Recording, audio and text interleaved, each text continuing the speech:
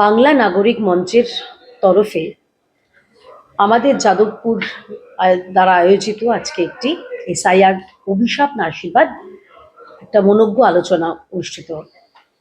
এই আলোচনায় অংশগ্রহণ করেছিলেন বিদগ্ধ মানুষজন, ছিলেন সাংবাদিক অরূপ কালী, ছিলেন পদ্মশ্রী কাজী মাসুম আক্তার, ছিলেন বিশিষ্ট রাজনৈতিক বিশ্লেষক নীলাদ্রি বন্দ্যোপাধ্যায় এবং সমাজকর্মী সায়ন্তন বসু এবং আমি। আমার সঙ্গে রয়েছেন অন্যতম আয়োজক ভাই প্রীতম সরকার, যার আয়োজন বা যাদের আয়োজনে এই সুন্দর অনুষ্ঠানটি হলো।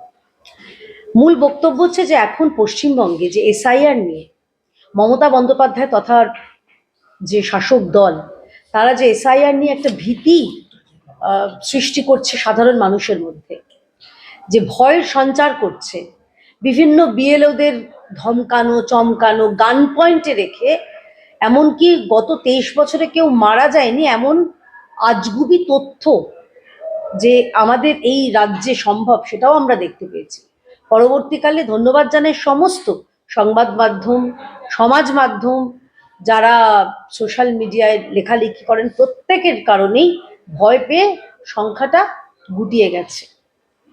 আমরা আশা করব যে আশীর্বাদ তো বটেই, এবং অভিশাপ তাদের জন্য যারা এসআইআরকে বিরোধিতা করছে, কি কারণ, সেই নিয়ে আজকে মূল আলোচনা হলো।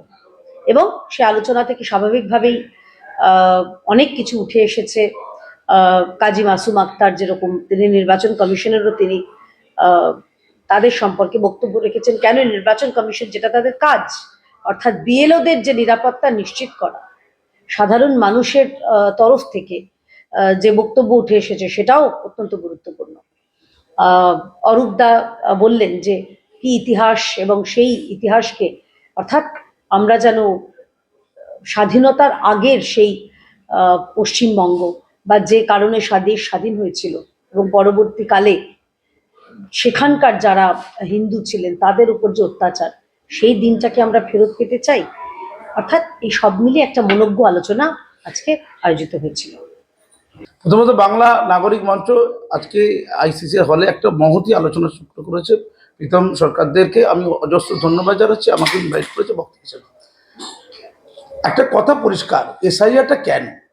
ভারতবর্ষের সংবিধানকে রক্ষা করার জন্য। ভারতবর্ষের সংবিধানের অন্যতম বৈশিষ্ট্য কি? ভোট গণতন্ত্র। ভোট গণতন্ত্রের রক্ষার দায়িত্ব কার উপরে? নির্বাচন কমিশনের উপরে।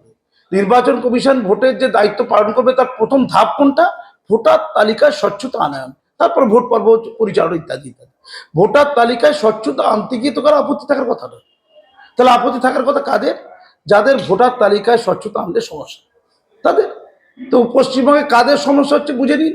গোটা পশ্চিমবঙ্গবাসী রন্ধে রন্ধে বুঝে গেছে।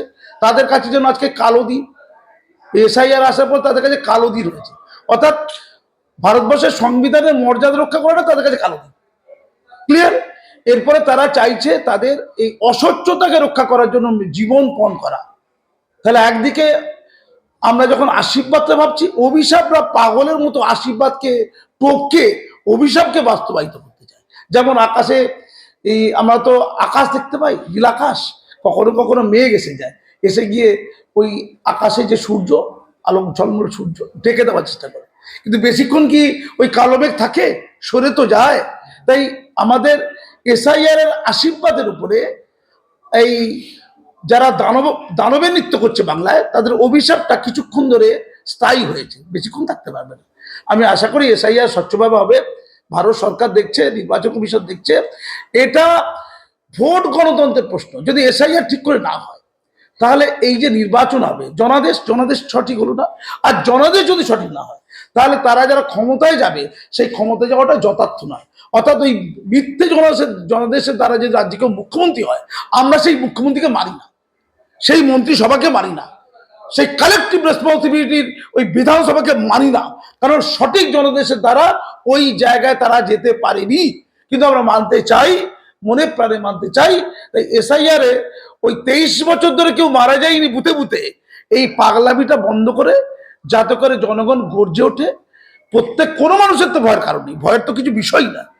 আমি ভোটার তালিকায় স্বচ্ছতা করবো কার ভয়? ভয় হচ্ছে বিদেশি নাগরিক, ওই যারা অনুপ্রবেশকারী, চিটিংবাজ, 2 নম্বরই যারা ওই অসভ্যতা করতে, তাদের ভয়। তো চোর চিটিংবাজদের ভয়ের জন্য আমরা ভীত হয়ে যাব? বাংলার এই 11 কোটি মানুষ ভীত হয়ে যাবে? না, বাংলা এত কাপুরুষ হতে পারেনি। আমি জানি তারা গড়ে উঠবে, সত্যি জয় হবে। ধন্যবাদ। বলছি যে এখন পর্যন্ত যেরকম কাজটা হয়েছে, যতটা হয়েছে, তাতে আপনার কি মনে হচ্ছে? মানে আলটিমেটলি কি মানে শত্রুরা দমন? 16ই ডিসেম্বর এক সপ্তাহ পিছিয়েছে, তো খসড়া তালিকা প্রকাশিত হবে, তারপরে একটা চাপ তৈরি হবে, কারণ অনেকে তো বাদ যাচ্ছে। ওই যারা বাদ গেল তাদেরকে ঠোকানোর একটা বন্দোবস্ত করা হবে, বিএলওদের উপরে চাপটা দেওয়া হয়, মারাটার হবে, 2টা লাশও পড়ে যেতে পারে, সম্ভাবনা রয়েছে। এখানে তো ভয়ে মরে গেছে, ভয়ে মরতে হবে, এমনি মরে দেবে 2-4টে। বাংলাকে তৈরি থাকতে হবে, তাই ভয় কি ভীত হবে নাকি? এবং তাদের প্রোটেকশন দিতে হবে। নির্বাচন কমিশন মাননীয় জ্ঞানেশ কুমারকে বলি, আপনাকে তো গাছে বাঁধার নিদান দিয়েছে, তো আপনাকে যারা গাছে বাঁধতে পারে, তারা সাধারণ একটা প্রাইমারি স্কুলের নিরীহ হেডমাস্টারকে কোথায় বাঁধতে পারে? শুধু এমনি ভয় ভয় কুতকুত করছে। তার পাশে দাঁড়িয়ে আছে ওই মানে পচা মিয়া, 3বার খুন করেছে আর কি, ঠোঁটকাটা ঠোঁটকাটা, নাক কাটা, গুরু মিয়া পিছনে দাঁড়িয়ে আছে, সে তো বিয়েলে, তো ন্যাচারালি ভয় পাবে। তাই নির্বাচন কমিশনের দায়িত্ব সর্বশক্তি দিয়ে তাকে মোকাবেলা করা। যদি না পারে, পশ্চিমবঙ্গে যাতে রাষ্ট্রপতি শাসন জারি হয়, তার জন্য যেন রাষ্ট্রপতির কাছে তার আবেদন করে। ঠিক আছে, এইটা করলে তবে এসআইআরটা বাস্তবায়িত হবে। সেটা হচ্ছে গিয়ে এসআইআর নিয়ে সারা পশ্চিমবাংলা জুড়ে রাজ্যের শাসক দলের পক্ষ থেকে যেভাবে একটা ম্যানমেড প্যানিক তৈরি করার চেষ্টা হচ্ছে, যে এসআইআর মানেই একটা গেল গেল রব, এসআইআর মানেই মঙ্গল গ্রহ থেকে আসা কোনো একটা বিষয়। এটার আসল তথ্যটা কি সাধারণ মানুষ একেবারেই জানেন না। আর যারা জানেন তারা এই বিষয়টাকে স্প্রেড করছেন। তো স্বাভাবিকভাবেই আমাদের মতো যারা সামাজিক সংগঠন আমরা করি, আমাদের উচিত আরো বৃহৎ পরিসরে সাধারণ মানুষের মধ্যে দিয়ে এই ভয়টাকে দূরে সরিয়ে আসল তথ্যটা মানুষের সামনে তুলে ধরা। সেই কাজটাই আমাদের যাদবপুর এবং বাংলা নাগরিক মঞ্চের পক্ষ থেকে আমরা এটা চেষ্টা করেছি। এবং আজকে যাদেরকে আমরা এখানে আমন্ত্রণ জানিয়েছিলাম, তারা যথেষ্ট এই বিষয়ে জানেন এবং তাদের যথেষ্ট জ্ঞান আছে এই বিষয়ে, তারা পুরোটা বলেছেন। আজকে যারা এসছেন তারা তো এসেইছেন, কিন্তু এই পুরো বিষয়টা আমরা পুরো রেকর্ড করেছি। আমরা এটা সামাজিক মাধ্যমে যত বেশি মানুষের কাছে পৌঁছাতে পারবো, ততই আমাদের এই অনুষ্ঠানে আমরা মনে করবো এটা আমরা সফল হবো।